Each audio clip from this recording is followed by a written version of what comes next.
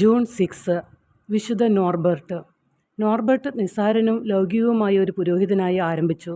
എന്നാൽ ദൈവകൃപയാൽ ശക്തനായ ഒരു പ്രസംഗകനും 12-ാം നൂറ്റാണ്ടിൻ്റെ തുടക്കത്തിൽ സഭയുടെ ഒരു പ്രധാന പരിഷ്കർത്താവുമായി മാറ്റപ്പെട്ടു.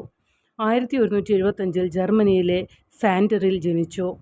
1112 കുതിരപ്പുറത്തെ സവാരിയിൽ മരണത്തെ മുന്നിൽ കണ്ട നോർബർട്ട് തൻ്റെ സാമ്രാജ്യസ്ഥാനം ഉപേക്ഷിച്ച് ഒരു ആശ്രമത്തിൽ പ്രാർത്ഥനയുടെയും വിവേകത്തിൻ്റെയും കാലഘട്ടത്തിലേക്ക് കടന്നു. 35-ാം വയസ്സിൽ പൗരോഹിത്യത്തിലേക്ക് കടന്നു. നഗ്നപാതനായി ഭിക്ഷാടനം നടത്തുന്ന ഒരു തീർത്ഥാടകനായി ഗലാസിയസ് രണ്ടാമൻ മാർപ്പാപ്പ ഒരു സഞ്ചാര പ്രസംഗകനായി ജീവിക്കാൻ അനുവാദം നൽകി. ഒരു മതക്രമം സ്ഥാപിക്കാൻ ആവശ്യപ്പെട്ടു.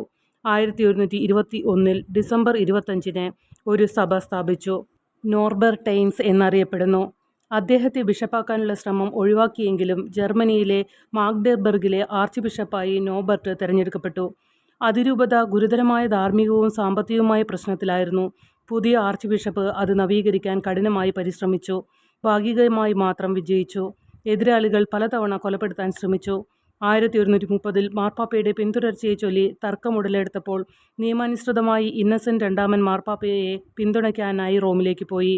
ജർമ്മനിയിൽ ചക്രവർത്തി ലോതറിൻ്റെ അടുത്ത ഉപദേശകനായി. അദ്ദേഹത്തിൻ്റെ ജീവിതം പൂർണ്ണ വൃത്താകൃതിയിലുള്ളതായി തോന്നുന്നു. 2 ദശാബ്ദങ്ങൾക്ക് മുൻപ് റോമിലേക്കുള്ളൊരു യാത്രയിൽ മുൻ ചക്രവർത്തിയെ അനുഗമിച്ചപ്പോഴായിരുന്നു അദ്ദേഹത്തിൻ്റെ പരിവർത്തനം. ഇത്തവണ തൻ്റെ സ്വന്തം പുരോഗതിയല്ല ദൈവഹിതമാണ് അന്വേഷിച്ചത്.